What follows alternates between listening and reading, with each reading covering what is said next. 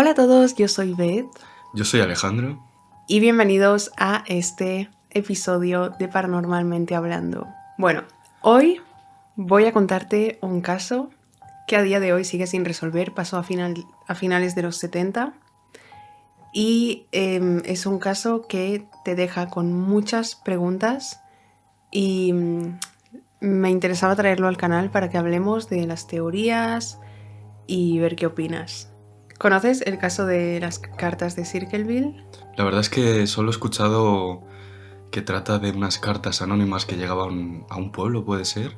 Exacto. Esto pasó en una ciudad llamada Circleville, que está en Ohio, Estados Unidos, a finales de los 70, cuando residentes de esta pequeña ciudad empezaron a recibir cartas anónimas. En esa época era correo postal, pues la gente por la mañana se levantaba, salía a su jardín, abría el buzón y ahí empezaron a aparecer en los buzones de la gente cartas de un escritor anónimo y el contenido de las cartas era fuerte. El contenido hablaba sobre secretos oscuros de la vida de la persona que recibía la carta, con amenazas, etc. O sea, figura que este caso trata sobre una persona que espiaba a todo el mundo y se enteraba de los secretos de la gente y les hacía la vida imposible con ello. Es como si a día de hoy a ti o a alguien le llega un correo electrónico anónimo diciéndote sé que has hecho esto, ¿sabes? Y con amenazas, o dejas de hacerlo o pasará esto, Y lo fuerte de este caso es que hubo hasta una muerte, o sea, mira lo lejos que llegó el caso y sigue siendo un misterio. No se sabe quién escribió las cartas, una persona fue a prisión en este caso, pero yo para nada creo que fuera el escritor. O sea, que tenía que ser alguien que vivía en ese pueblo y se enteraba de alguna forma de los secretos de todo el mundo. Probablemente. Entonces, a partir de todo esto, de esto hablaremos más adelante, porque claro, la policía hizo un perfil de esta persona, que es que era una persona seguramente desempleada, que tenía algún interés en conocer los secretos de determinada gente. Pero bueno, vamos a empezar por el principio. Circleville, como he dicho, es una pequeña ciudad. En esa época, ahora no lo sé, pero en esa época, en los 70, había unos 14.000 residentes. Era a finales de 1976 cuando una mañana varios residentes de la ciudad se levantaron, salieron al buzón y al revisar su correo vieron una carta que no tenía remitente. Eran cartas escritas a mano y tenían un sello de la ciudad de Columbus. Remitente quiere decir que no había dirección de la persona que lo enviaba. Exactamente. Como O sea, si a ti... completamente anónimo. Sí, claro, como si a ti te llega una carta con tu dirección, pero no está la dirección de la persona que lo ha enviado. Simplemente el sello que ponen en el correo postal y el sello era de Columbus. El contenido de las cartas estaba lleno de detalles de la vida privada de estas personas. Secretos, cosas que solo ellos sabían. Los residentes que recibieron estas cartas se quedaron en shock, o sea, no tenían ni idea de quién podía ser. Y en la vida de estas personas no tuvo un gran impacto recibir estas cartas, ¿sabes? De la mayoría, bueno, recibieron una carta con acusaciones, sé que has hecho esto, no sé cuántos. Pero hoy nos centraremos en las personas en las que sí que tuvo una repercusión muy fuerte empezar a recibir estas cartas. La primera persona que empezó a ser acosada por el escritor anónimo era un hombre llamado Gordon Massey. Él residía en Circleville, era un hombre bastante exitoso, era director de la escuela de Circleville y nos referiremos a él como el superintendente, porque así lo llamaban, el superintendente Gordon Massey, por ser director de la escuela. Él estaba casado y tenía un hijo adolescente y ante los ojos de todo el mundo él tenía una vida normal. Vivía con su mujer, su hijo, en una casa, era director de la escuela, todo bien. La mañana del 3 de marzo de 1977, el superintendente llegó a su puesto de trabajo, a la escuela, y allí tenía su apartado de correos. Ahí recibían su correo postal los directores, profesores. Pues él cogió todo su correo postal y al revisar vio que había una carta que no reconocía, muy extraña. No tenía remitente y tenía sello de Columbus. El superintendente abrió la carta para ver el contenido y cuando empezó a leer la carta se quedó en shock. Se dio cuenta enseguida de que era su turno de empezar a recibir cartas del escritor anónimo y la carta que había recibido decía lo siguiente: Querido señor, según mi novia, usted le ha preguntado varias veces para salir y también se lo ha preguntado a una conductora de autobús. Esto tiene que detenerse de inmediato por el bien de la escuela y de las familias. Si esto no se detiene, me veré obligado a escribir a la junta escolar y odiaría tener que hacerlo. Te sugiero que te busques a una chica con cara de granos y empieces con ella y dejes en paz a mis chicas. ¿Qué conclusión sacas de aquí? Aquí parece que el novio de alguna chica estaba enfadadísimo con el superintendente, ¿no? O sea, en plan, en esta carta lo estaban acusando de estás intentando ligarte a X chicas. Parece personal, ¿no? Como si una de las novias o chicas fuera la novia de la persona que enviaba las cartas. Exacto. Entonces, en este caso, sacas esta conclusión todo el rato. Vale, es alguien de su entorno o de tal, que lo tiene personal con él. Pero el escritor anónimo le escribía a todo el mundo. O sea, no puedes pensar, tenía algo personal con esta persona, ¿sabes? Porque le escribía a mucha gente. Bueno, el superintendente no hizo nada con esta carta, simplemente la guardó e ignoró el tema. Y siguió con su vida normal. Igual que hicieron la mayoría de residentes que también habían recibido estas cartas, siguieron con su vida normal. Sin embargo, durante las siguientes semanas llegaron más cartas para el superintendente y tenían más intensidad. En una de las siguientes cartas que recibió el superintendente, esta contenía amenazas como quitarle los frenos del coche y cortarle los neumáticos. Él siguió ignorando estas cartas, no hizo nada al respecto. Entonces el escritor anónimo, como vio que su víctima no hacía nada al respecto, decidió ir más fuerte. Pasaron unos días y en la escuela apareció colgada en el muro, o sea, hay escuelas que hay un muro, ¿no? Donde le pegan cosas, actividades, no sé qué. Pues había pegada una carta de 4 páginas, la cual había escrito el escritor anónimo y estaba dirigida al superintendente, pero la puso ahí para que la leyera todo el mundo. En esta carta, el escritor anónimo lo acusaba de ser un acosador sexual, de acoso sexual, y ponía muy detalladamente cosas que supuestamente el superintendente le había dicho a chicas que había acosado, ¿no? Por ejemplo, a no sé quién de este curso le dijiste no sé qué, no sé cuántos, ¿sabes?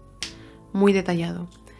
Entonces, mucha gente leyó esa carta antes de que él llegara a verla. Muchos alumnos, profesores, pero a pesar de esto no hubo ningún problema con el superintendente. Los profesores dijeron, bueno, y el subdirector, etcétera, no hemos recibido quejas de nadie, nadie ha venido a decir sí, lo que dice esta carta es cierto, así que no vamos a hacer nada, vamos a tomárnoslo como que no es verdad. Días más tarde, entonces, como el escritor anónimo no se salió con la suya, con esto, quien recibió una carta fue el subdirector de la escuela. La carta afirmaba que tenían pruebas y que pronto llegarían evidencias de una aventura extramatrimonial poco ética que se estaba dando entre 2 personas que trabajaban en la escuela. Pero refiriéndose a profesores. Bueno, decía lo siguiente: quiero proteger tu escuela, tiene buena reputación y así debes mantenerla. Así que te enviaré pruebas sobre la conductora de autobús escolar, número 62917. Ella tiene un hijo que va a la escuela. Probaré esto en breves, verás que estoy diciendo la verdad. Entonces, como al principio le envió cartas al superintendente, al director, y ahora acusaba a la conductora de autobús escolar. Vale, pero ¿y aquí qué tiene que ver la conductora del autobús con todo esto? Pues bueno, la conductora de autobús de la escuela fue la más impactada en esta historia. Vamos a ver quién era. Pues esta conductora de autobús escolar era una mujer llamada Mary Gillespie. Mary estaba casada con un hombre llamado Ron y juntos tenían hijos e hijas. Creo que 2. Entonces, durante esa época, que el superintendente y el subdirector estaban recibiendo cartas, también comenzó a recibir cartas Mary Gillespie. En la primera carta decía: conozco tu aventura con el superintendente y te exijo que la termines. Sé dónde vives, he estado observando tu casa, sé que tienes hijos. Esto no es una broma, tómatelo en serio. O sea que la conductora del autobús y el superintendente estaban teniendo una relación. Bueno, al principio lo negaron, pero más no. adelante en el caso veremos que no. Y eso, ahí entra una teoría de la que hablaremos al final del caso, pero da que pensar. Bueno, spoiler, sí, tenían una aventura. Ellos lo negaron, pero luego sale que sí que tenían una aventura y... Pero ahora veremos por qué, ¿no? Exacto. Mary inmediatamente negó tener una aventura con el superintendente después de recibir esta carta. Pero las cartas no cesaron. El escritor anónimo estaba dispuesto a no parar hasta que le obedecieran. En este caso les estaba diciendo detener vuestra aventura. Esto te hace pensar, ¿no? ¿Quién puede ser? ¿La mujer del superintendente? ¿El marido de Mary? ¿Un hijo? ¿No? Claro, te hace pensar que es alguien que está involucrado, tiene algún tipo de parentesco con ellos dos. Exacto. Y que quiere que se detengan, ¿no? En plan... Parece que le afecta. Exacto, que le afecta, eso es. Porque claro, si tu vecino tiene una aventura, oye, claro, te da igual. No te vas a poner a enviarle cartas o emails a la mujer, ¿no? Bueno, a la mujer no, a él y a la amante. Detener esto, sé que tenéis un... ¿No? Te hace pensar que es algún familiar. A alguien que le afecta, se le hace personal esto. Bueno, una de las siguientes cartas que recibió Mary Gillespie decía lo siguiente: lo sé todo, llama al sheriff, pero no puede vigilarte para siempre. Y en esta carta también escribió autobús 62917, como diciéndole: sé el autobús que conduces, sé todo de ti. Llegaban más cartas y más cartas, en ellas el conductor, el escritor anónimo incluía los nombres de los hijos de Mary. Lo sabía todo. Lo sabía todo de la vida de Mary y de la vida del superintendente. A todo esto, ¿en qué año nos estamos situando? ¿Qué ocurrió este caso? En 1977 empezaron a llegar estas cartas, pero duró años, ¿eh? Yo me pregunto cómo en esa época puedes saber todo, a no ser que estés todo el día siguiéndola. Exactamente. Porque no había cámaras en el sentido como lo hay ahora, que puedes poner cámaras, micrófonos. Exactamente. O bueno, a no ser que era alguien del equipo policial que en ese momento supongo que sí que disponían de... Sí, de dispositivos o lo que sea para espiar. Pero claro, también piensas, a una persona del equipo, a un policía, ¿qué le importa que el director y la conductora del autobús tengan una aventura? Es que este caso te da mucho que pensar. Claro, es muy raro pensar cómo sabía todo esto, ¿no? Exactamente. A no ser que le estuviera siguiendo todo el día. Y no solo sabía de la vida de Mary y el superintendente. En este caso nos centramos en ellos porque fueron los más afectados. Pero a muchos otros residentes les llegaron cartas con detalles de su vida privada, con secretos que nadie más sabía. Es muy, muy misterioso este caso. ¿Y estas cartas llegaban al mismo tiempo o primero era a unas personas, luego a otras, luego a otras? O sea, ¿había diferencia de tiempo? Porque, digo, si es a la vez, puede que sean varias personas, porque una sola persona no me cuadraría. Exacto, esa fue una de las teorías de dos investigadores, de los que hablaremos al final. Pero este caso también me recuerda al caso de Watcher. El vigilante. Sí, el vigilante de Netflix. De ese caso podemos hablar algún día también, porque también tampoco se sabe quién era, quién fue. Mary leía las cartas y las guardaba, las ignoraba. No hizo nada al respecto tampoco. Entonces, como no hacía nada al respecto, el escritor anónimo no se rendía y decía, bueno, voy a tomar otra vía. Y le llegó una carta a Ron, el marido de Mary. sea, llegó otra carta al buzón de casa de los Gillespie, pero ya no era dirigida a Mary, era para Ron. Ron recibe su primera carta en abril de ese año. La carta para Ron decía: tu esposa Mary te está engañando con el superintendente Gordon Massey. Si no haces algo al respecto, tu vida estará en peligro. O sea, no me cuadra quién puede tener interés en que parase de haber infidelidad. Eso es lo que dices tú, solo puede ser alguien a quien de verdad a quien le afecte. está afectando. Wow. Exactamente. No me lo explico. Entonces ya empezaron a llegarle cartas a Ron, constantemente, seguidamente. En una de las cartas decía: eres un cornudo, te voy a asesinar por ello. O sea, ya no le estaba enviando cartas a Mary y al superintendente diciéndoles romper vuestra aventura. Ahora ya le estaba diciendo al que sufría la infidelidad: o haces algo o te mato. Yo tengo una pregunta aquí, y es que, como has dicho, a Ron, al marido de la conductora de autobús, le llegó una carta diciéndole que le estaban siendo infiel. Ajá. Él hizo algo al respecto, es decir, se enfrentó a su mujer, le dijo: oye, me he enterado que estás siéndome infiel, ¿pasó algo? Sí, Ron le preguntó a Mary que qué estaba pasando, que si el contenido de esas cartas era verdad. Y Mary le dijo: no sé, yo tampoco entiendo nada, no sé quién nos está enviando las cartas, pero yo no tengo ninguna aventura con el superintendente, lo negó todo ella. Y juntos él confió en ella, era su mujer, madre de sus hijos, ¿no? Y decidieron ignorar las cartas. Sin embargo, el 14 de abril llegó otra carta dirigida a Ron que decía lo siguiente: Ron, has tenido 2 semanas y no has hecho nada. Eres un defensor de los cerdos, por lo que tú también eres un cerdo. Hazle admitir la verdad e informa a la junta escolar. Si no lo haces, lo transmitiré yo, en los letreros, vallas publicitarias, etc., hasta que salga la verdad a la luz. Solo los cerdos montan motocicleta.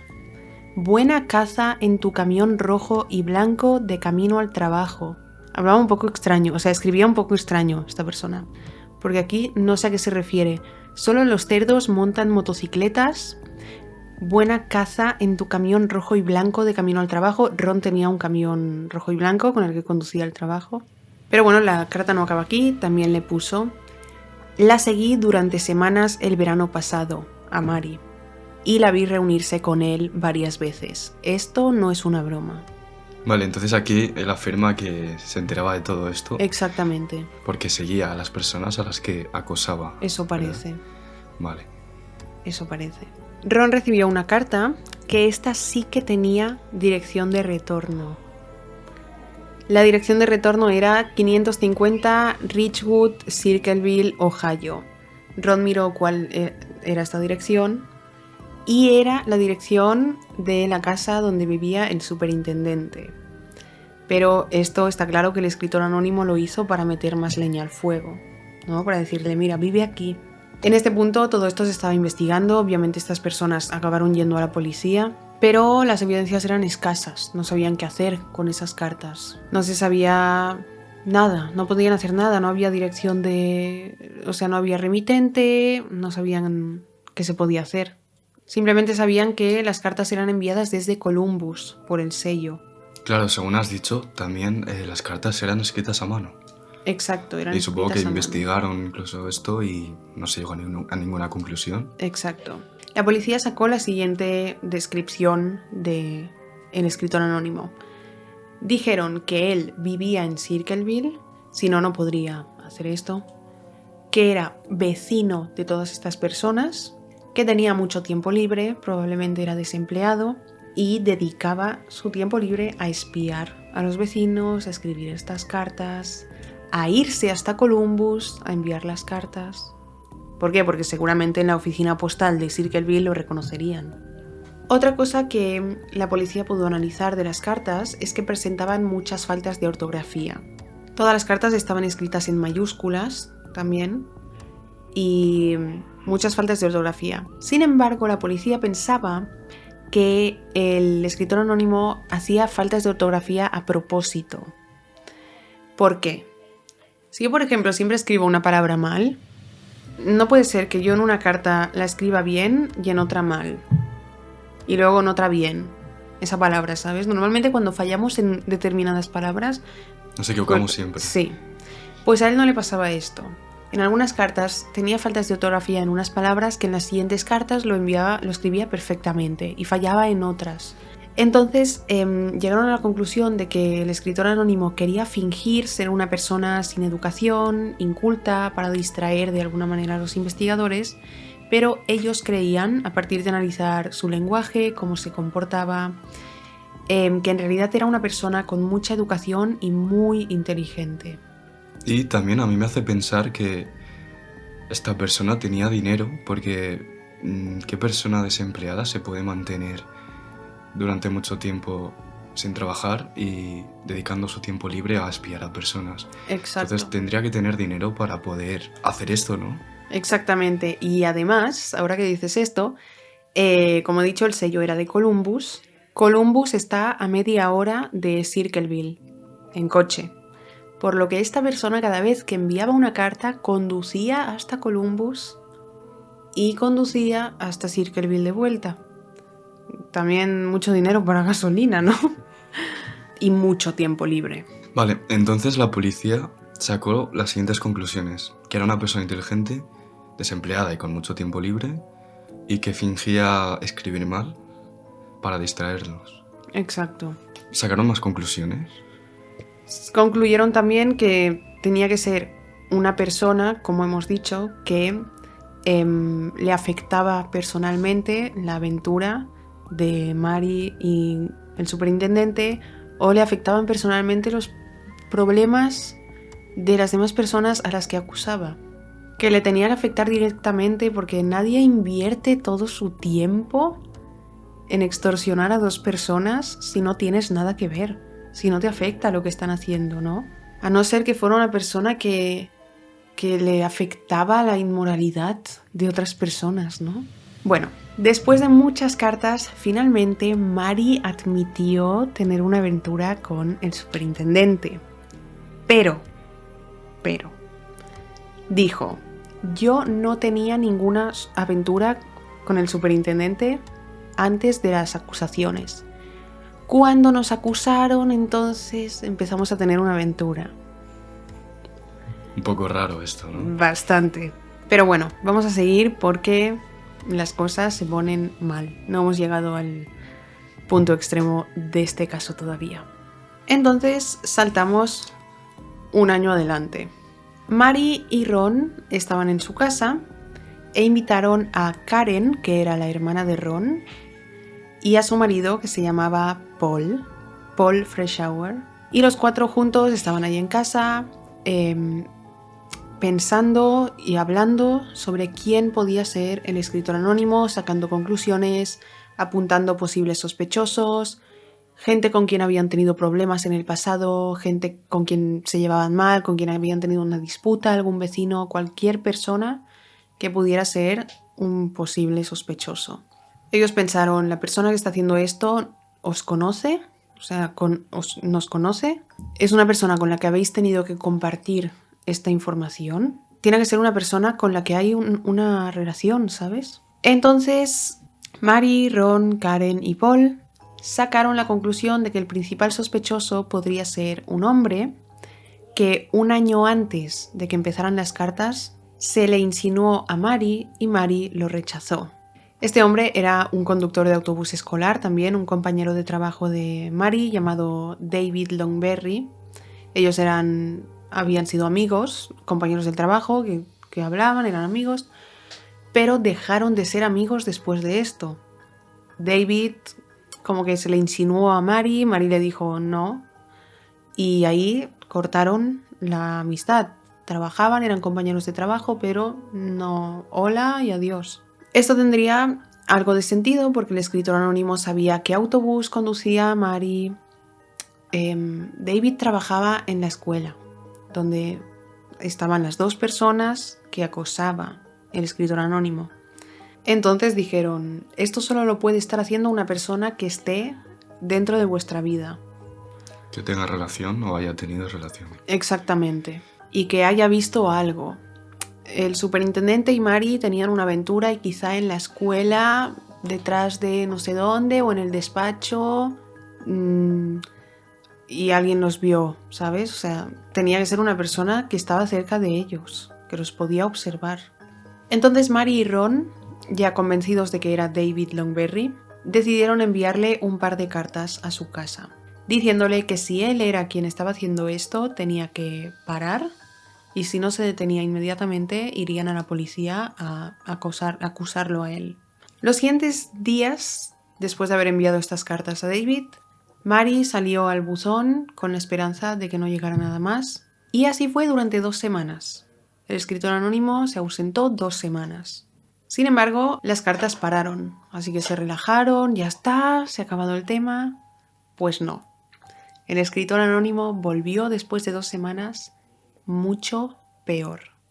Una tarde Ron estaba conduciendo su camión del trabajo hacia su casa. En mitad de la carretera de esta ruta se encuentra con un letrero con algo escrito. Le llamó la atención porque reconoció la letra del letrero. Era la letra del escritor anónimo.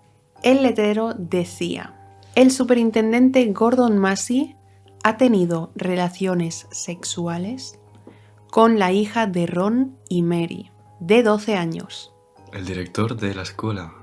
Ha tenido relaciones con la hija de 12 años de los Gillespie. Imagínate cómo se pusieron, ¿no? Y a partir de esto, todos los días fue lo mismo. Circleville se llenó de letreros, pósters. O sea, las cartas ya no llegaban al buzón de estas personas, ya las pegaba en medio de la ciudad.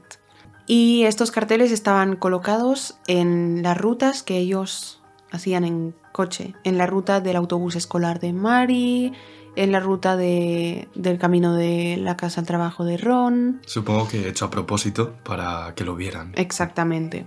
Ellos dos, cuando veían estos carteles, paraban el vehículo, bajaban y los arrancaban. Estaban muy mal. O sea, imagínate lo que es eso.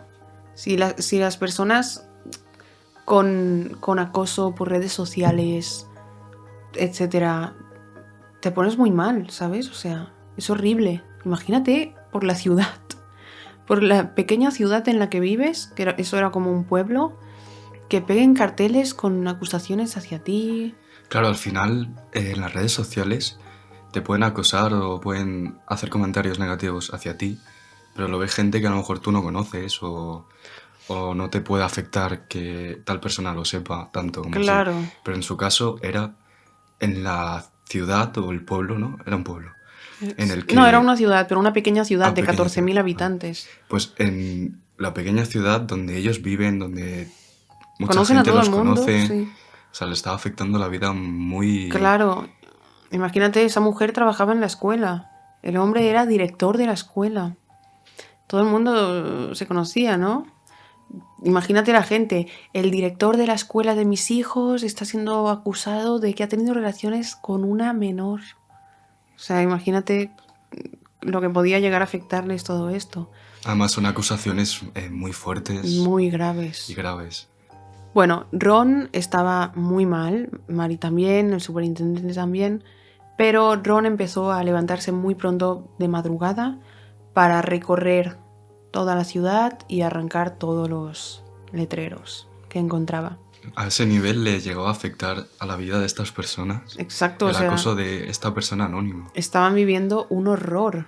Tú imagínate, todo el mundo lo veía y todo el mundo... Claro, la gente no sabía que era mentira.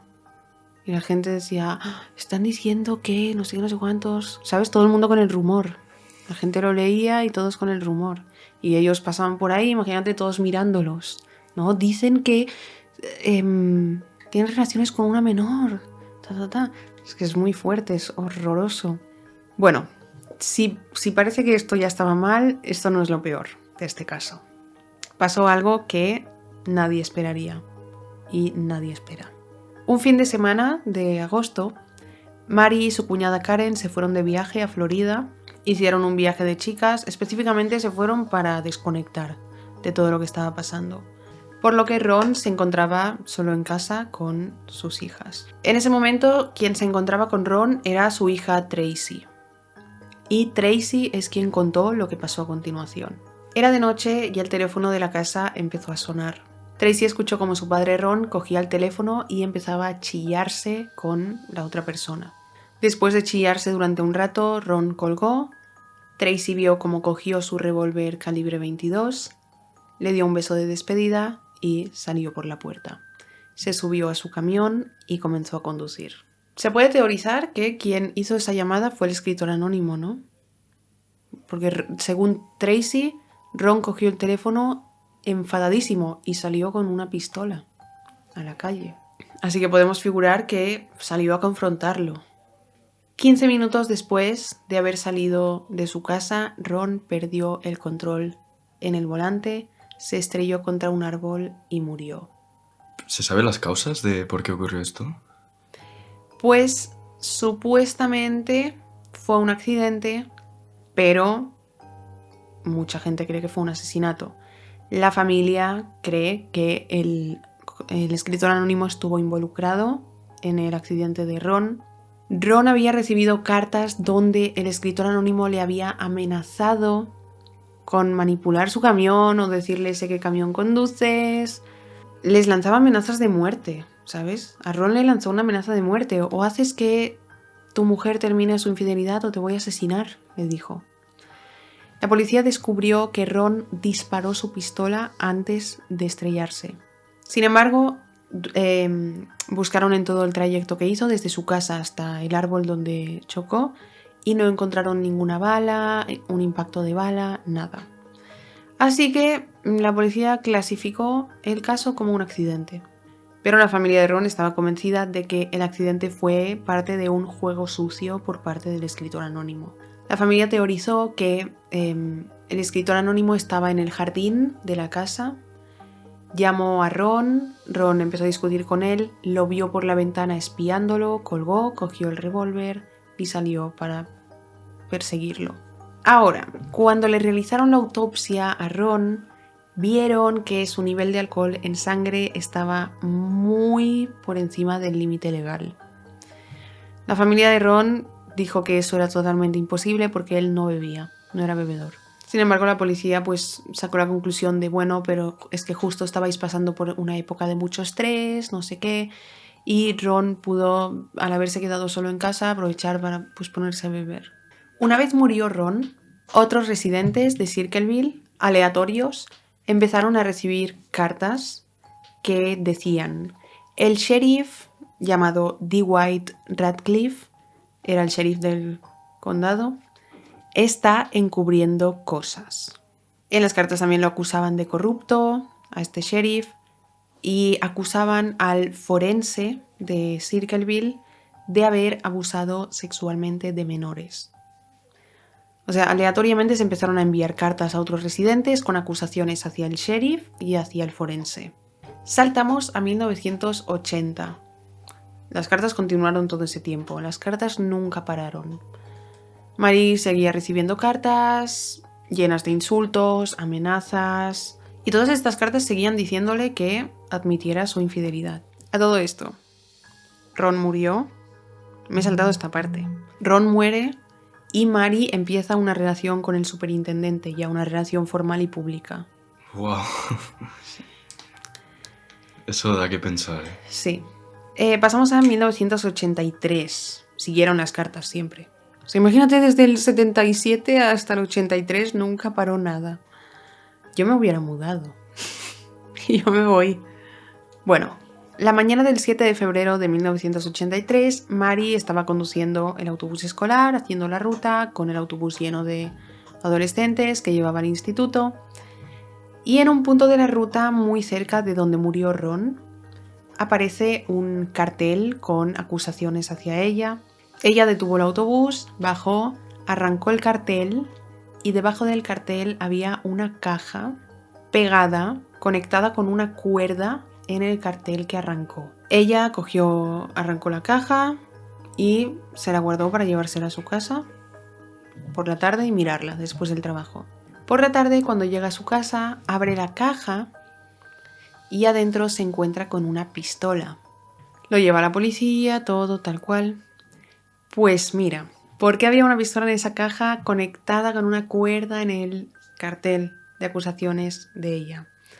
Estaba puesto de manera que la pistola le apuntaba en el pecho a ella y cuando ella arrancara el cartel, la cuerda se estiraría de tal manera que apretaría el gatillo y la dispararía. Pero algo falló. Parece un juego de Sao. Sí. O algo falló o lo hicieron a propósito y solo querían asustarla en plan, mira, te voy a matar ya, ¿sabes? Tengo maneras de matarte. Entonces en ese punto la policía se pone a buscar al propietario de esta pistola. ¿A quién dirías que pertenecía esta pistola? A Ron. A su marido. No, al sheriff. No. Esta pistola era de Paul, el cuñado de Ron, el marido de Karen, la hermana de Ron. Pero obviamente no había sido él. Querían incriminarlo. Esa es una de las teorías. En ese momento, Paul ya no estaba casado con Karen. Se habían divorciado. Mary le dijo a la policía que ella y Paul nunca fueron muy cercanos, o sea, eran cuñados por parte de su marido, pero no eran muy cercanos. Quien realmente tuvo muy buena relación fue Paul con Ron. Entonces, ¿quién era Paul? Vamos a hablar un poco de su vida para ver. Paul, en ese punto de su vida, cuando se descubrió que su pistola estaba en esa caja, estaba trabajando como inspector de control de calidad en un lugar llamado Anheuser-Busch. Su trabajo estaba en Columbus, desde donde se enviaban las cartas. Y en la vida de Paul había sucedido algo que lo traumatizó y algunas personas pensaron que como le pasó ese suceso, se quedó mal y hizo esto porque no estaba bien. Bueno, en el año 1968, Paul trabajaba como guardia de seguridad en una prisión. Era la penitenciaría del estado de Ohio. En esa prisión y en ese año hubo un incidente mientras él trabajaba allí. Paul y 8 de sus compañeros, guardias de seguridad, fueron tomados como rehenes durante una rebelión de los presos. Fueron sometidos a una experiencia horrible durante 30 horas. 30 horas estuvieron secuestrados por los presos. Los presos les decían que los iban a matar, que los iban a decapitar, que los iban a quemar vivos. Y esta situación le afectó muy gravemente a todas estas personas a nivel psicológico. Entonces, mucha gente pensó que como él estaba afectado psicológicamente, de ahí empezó a tener problemas y se convirtió en el escritor anónimo. Quería como sacar su rabia por ahí. La policía le preguntó a Paul qué hacía tu arma en la caja donde estaba el cartel de tu excuñada. Y Paul dijo que esa arma era suya, pero que en ese momento no la tenía él porque se la habían robado. La policía descubrió que justo el día en el que se colocó ese cartel con la caja y la pistola, Paul había tenido su día libre en el trabajo. Entonces pensaron, bueno, él podría haber tenido tiempo para hacer esto. Sin embargo, Paul tenía una coartada muy sólida. Dijo lo que había estado haciendo ese día y pudieron corroborarlo. Entonces, ese mismo día, el sheriff Radcliffe, que era acusado de corrupto en muchas cartas, decide hacerle una prueba de escritura a Paul, pero todo mal en esta prueba de escritura. Si a ti te van a hacer una prueba de escritura para compararla con otra, te van a dar un papel, un lápiz, un boli y te van a decir, escribe este texto, ¿no? Pues en este caso no fue así. En este caso, el sheriff le dijo a Paul, mira, toma un papel, un boli, copia lo más idéntica que puedas esta carta y una carta del escritor anónimo. Cópiala. Escríbelo igual. Entonces, Paul, ¿qué hizo? Pues eso, copió todo. Entonces, él lo hizo de esta manera y la escritura coincidía, pero porque se le obligó a copiarlo. No le dijo copia el texto, le dijo copia todo, cómo está escrito todo, la letra, todo, cópialo. Él lo hizo y el sheriff dijo, vale, evidencia. Y a prisión. Entonces, con esto queda muy claro que el sheriff quería meter a Paul en prisión. No quería descubrir si Paul era o no el escritor anónimo.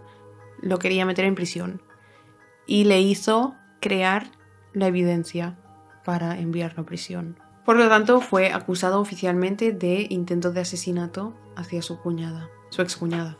Durante el juicio, Paul se declaró no culpable, dijo que él no había sido, pero la fiscalía presentó la prueba de la escritura, que el arma era de él. También se dice que la defensa de Paul fue muy débil, su abogado no argumentó demasiado.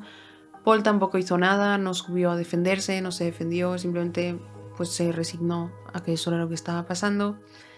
Yo supongo que pensó, bueno, en el caso de que no fuera él, de que fuera inocente, yo supongo que pensó, el sheriff me quiere meter en prisión y me va a meter, haga lo que haga.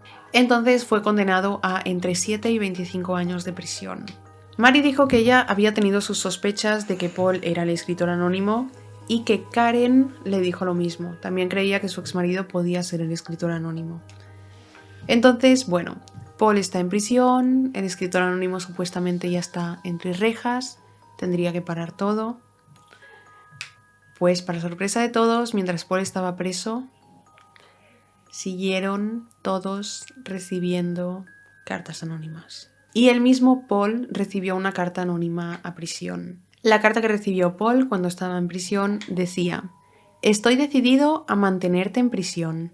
En la ciudad también muchos residentes continuaron recibiendo cartas anónimas. La policía pensó, vale, Paul de alguna manera está consiguiendo papel, boli y alguien que le envía las cartas, así que lo vamos a poner en confinamiento. El confinamiento en prisión es te meten en un cuarto sin luz, sin nada, o sea, ahí no puedes hacer nada. Si él estaba enviando cartas desde prisión, desde confinamiento, ya no podría poder hacerlo. Pero ¿y podría tener sentido que él podría enviar cartas al exterior sin que antes... Porque imagino que los policías investigaban para quién eran las cartas o no. Supongo que sí. Por eso no tiene ningún sentido. Pero bueno, lo pusieron en confinamiento. Estando en confinamiento, la gente seguía recibiendo cartas del escritor anónimo. Y Paul no podía ser. Estaba en confinamiento. Esto indica que o bien él no era el culpable, o bien había varios escritores anónimos, que es lo que tú has dicho al principio, que eran varias personas. O Paul era el escritor anónimo y tenía un cómplice. Sin embargo, Paul, estando en prisión, recibía cartas. Y en todas las cartas le decían, te he metido en prisión, ¿sabes? Te voy a mantener allí. Y Paul se quejaba al sheriff, pero el sheriff no hizo nada. Absolutamente nada. Lo ignoró por completo. En el año 1990, Paul pasó a ser elegible para la libertad condicional, pero se la negaron por haber estado escribiendo cartas desde prisión. Algo que no era posible, porque ¿cómo podría enviar cartas desde confinamiento? Desde su celda, te puedo decir, quién sabe de qué manera podría hacerlo, pero desde confinamiento no se puede hacer nada, ¿sabes? O sea, es como que querían culparle a fuerza, Exacto. a la fuerza. Y aunque no tuviera sentido. Claro, aunque no hubiera evidencia y no tuviera lógica. Exacto. Después de que a Paul le negaran la libertad condicional, recibió una carta. Esta tiene un contenido un poco raro, no se entiende muy bien, o sea, habría que pensar mucho y descifrar la última frase que dice. Pero dice: ¿cuándo me vas a creer? No vas a salir de allí. Te lo dije hace 2 años cuando los instalamos. Se mantienen configurados. ¿No escuchas? ¿No es súper extraño esto? O sea... Cuando los instalamos. No vas a salir de allí. Te lo dije hace 2 años cuando los instalamos. Se mantienen configurados. ¿No escuchas? Cuando instalamos ¿el qué? ¿Qué instalaron? ¿Qué se mantiene configurado? No tiene lógica. ¿Instalaron algún... no sé... algo que hacía que las cartas se enviaran, no sé, pueden ser muchas cosas, pero es muy extraño. Él no dijo nada al respecto, también dijo que no entendía el contenido de la carta. Entonces dijeron, vale, Paul no es, los residentes, por lo que hay un nuevo escritor anónimo. Tiene que haber una persona que esté haciendo esto. El sheriff, nada, no hizo nada. Sin embargo, otros investigadores sí que decidieron analizar todo esto. Querían descubrir quién estaba detrás de esto, porque hemos llegado a 1990 y las cosas continuaban. Desde 1977 a 1990 estuvo activo el escritor anónimo. O sea, estamos hablando de que estuvo durante 13 años mandando cartas. Exactamente. Y bueno, más años. Porque Bueno, ahora hasta donde vienen sabemos. Sí, hasta donde sabemos, 13. Bueno, uno de estos investigadores se llamaba Martin Inat y pudo descubrir, a partir de preguntar a mucha gente, que 20 minutos antes de que Mary encontrara el cartel con la cajita y la pistola dentro, otro conductor de autobús que pasaba 20 minutos antes que ella y otros testigos, gente que iba en este autobús, gente que pasó por la calle, vieron a un hombre rubio sospechoso de pie junto al poste. Los testigos lo describieron todos dijeron que era rubio, lo describieron físicamente y no se ajustaba nada al físico de Paul. Pero sí que se ajustaba al físico de otra persona. Como he dicho, Karen y Paul se divorciaron después de que muriera Ron. Y Karen tenía un nuevo novio, rubio y con todas las características que la gente dio. Entonces, ¿será que el nuevo novio de Karen quería sacar a Paul del camino y armó todo este plan? Dijo, ¿qué puedo hacer para mandarlo a prisión? Bueno, esta familia está siendo acosada, voy a hacer que parezca que ha sido él. Entonces, el nuevo novio le robaría la pistola a Paul para que fuera a prisión. ¿O Karen? ¿Sería Karen quien querría mandar a su exmarido a prisión y aprovechó todo el asunto? O sea, es como que tanto si fuera Karen como si fuera su nuevo marido, es como que estaban aprovechando la situación Exacto. de que había un escritor anónimo para hacerse pasar por él, para deshacerse de Paul. Exacto. Pero bueno, de aquí no pudieron sacar mucho más. Entonces pasamos a 1992, 2 años después. El jefe de policía se llamaba James Michin.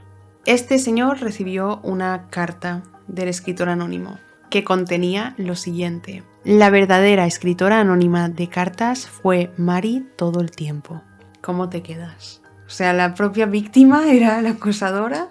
Estoy muy confundido porque cada vez que pienso que puede ser alguien, pasa algo que descoloca completamente cualquier teoría. Exacto. Entonces el jefe de policía no ignoró esta carta. Dijo, vamos a pensar. Y sacó la teoría de que Mary podría haber trazado un plan para sacar a su marido Ron del camino y poder empezar su relación lo antes posible con el superintendente, con quien era su amante. Ya que cuando murió Ron, ella empezó una relación ya pública, oficial, con el que se le acusaba de que era su amante. Entonces este James Michin pensó en eso. Podría ser que Mary, que no admitía su aventura, dijera, quiero sacar a Ron del camino para poder empezar mi relación con mi amante. Un tiempo después, James Michin, este policía, recibió otra carta. En esta carta le decía, Mary Gillespie ha colocado numerosas trampas explosivas en los institutos. La policía rápidamente fue a los institutos, pero no encontraron nada. Esto eran falsas acusaciones. En el contenido de esta misma carta, donde le había puesto esto, también decía, la misma persona que mató a Ron Gillespie en el accidente de coche, mató también a una maestra del condado de Picawar llamada Vicky Kolk, 3 años atrás. Lo investigaron y sí, 3 años atrás, en este condado, una profesora que se llamaba Vicky Kolk murió en circunstancias parecidas. Era una mujer que tenía una vida muy parecida a Mary. Vicky, en el momento antes de su muerte, tenía una aventura y supuestamente recibió cartas anónimas que la acusaban de esta aventura y le decían cosas en plan, si no terminas tu aventura te voy a matar. Sin embargo, no encontraron ninguna evidencia física para relacionar un caso con el otro. Y el caso de Vicky es otro que sigue sin resolverse a día de hoy. En mayo de 1994, Paul al fin fue puesto en libertad condicional y él siempre mantuvo que era inocente. Ahora, el programa Unsolved Mysteries cubrió en un episodio este caso y en el programa aparece Mary y el sheriff, Radcliffe. Y un mes después de que este programa se transmitiera, de que este episodio fuera transmitido, el mismo programa, la oficina de Unsolved Mysteries, recibió una carta del escritor anónimo que decía: olvídate de Circleville. No hagas nada para lastimar al sheriff Radcliffe. Si vienes a Ohio, pagará. O sea, el sheriff. Estaban como diciéndole al programa: como volváis a hablar de este tema, matamos al sheriff. ¿Qué querían? Que el sheriff... Porque el sheriff aceptó salir en el programa. ¿Qué querían? Que el sheriff no estuviera en ese programa para que no pudiera hablar. Esto también te da que pensar que podría ser un grupo de personas junto al sheriff. Esta carta estaba firmada por el escritor de Circleville. El investigador, Martin Inat, junto con otros investigadores, sugirieron que por lo menos había 3 escritores anónimos involucrados en el caso, de los cuales ninguno de ellos era Paul. Crearon la teoría de que no fueron 3 personas quienes actuaron juntas, sino que primero fue una, luego fue otra, luego fue otra. Dijeron que el primer escritor anónimo, el que empezó a enviar cartas al superintendente y a Mary, era el hijo del superintendente, con el objetivo de detener el romance entre su padre y la conductora de autobús. Llegaron a esta conclusión de que tenía que ser su hijo, porque su hijo estudiaba en esa escuela, podría haber visto algo, y le afectaba muy personal a esa persona la relación de el superintendente y Mary. Dijeron que el segundo escritor anónimo fue David, el hombre a quien Mary rechazó, y dejaron de ser amigos, ya que sacaron la conclusión de que David estaba enamorado de Mary, resentido de que lo hubiera rechazado, y creyeron que la tercera persona, la tercera escritor anónimo, fue Karen, la hermana de Ron, con el objetivo de meter a Paul en prisión y poder empezar su vida con su nuevo novio. ¿Por qué querría meter a su ex marido, porque en ese momento ya era su ex marido, a prisión, para poder empezar una vida nueva con otra persona si ya no estaba con él? Pues a lo mejor para, no sé, para que nadie la señalara de, ay, se ha divorciado y ya tiene otro novio o algo así, no sé, para que... Y estas son las teorías que sacaron los policías. Exacto. Claro, las 2 primeras me cuadran bastante, pero esta tercera no tanto. ¿La de Karen? Sí, porque no entiendo por qué querría meter en prisión a su ex marido, es decir, ya no estaba con él. Ya. Entonces, es que si aquí es hubiera... un poco... Si aquí hubiera un poco más de información, de contexto sobre su divorcio, cómo acabaron las cosas, Puede ser. pero seguro que hubo algo que no han hecho público, pero que la afectaba, ¿no? Del divorcio. Esto es todo. No sé, o sea, mira cuántos años han pasado y no se sabe quién fue esa persona. El escritor anónimo que estuvo activo tantos años y nunca se descubrió quién era. ¿No investigaron al marido de Karen? Es decir, al hombre nuevo rubio novio. que se supone que fue visto. Nunca consiguieron ninguna evidencia de nadie. O sea, fíjate que sospechaban de todos, pero no encontraron ninguna evidencia física. Es muy confuso este caso. No sabes quién puede ser. Y aparte de las personas principales que nos has contado en este caso, ¿hubo más personas a las que este escritor anónimo enviara cartas, pero que no se hayan contado en la historia, pero se sepa que también les llegaba cartas? Sí, muchos residentes de Circleville recibían cartas a la vez que les enviaban a Mary y al superintendente. Pero no tuvo un gran impacto, ¿sabes? Es gente que recibía una carta de sé que has hecho esto. Bueno, vale. Y ignoraban las cartas y no pasó nada más allá. Claro, supongo que esta tuvo más impacto dado que Ron murió. Exacto. Hubo un muerto. Exactamente.